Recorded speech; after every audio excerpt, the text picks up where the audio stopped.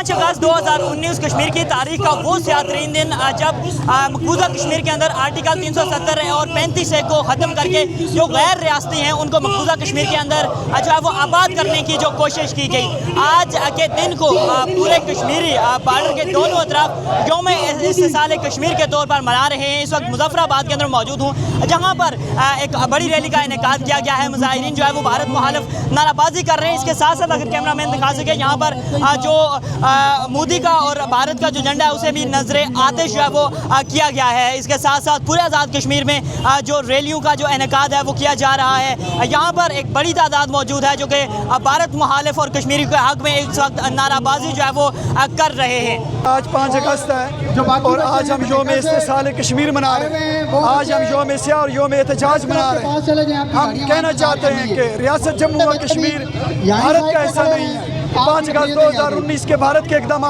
गैर कानूनी इक़दाम थे। कश्मीर के लोगों की अमंगों का कत्ल था।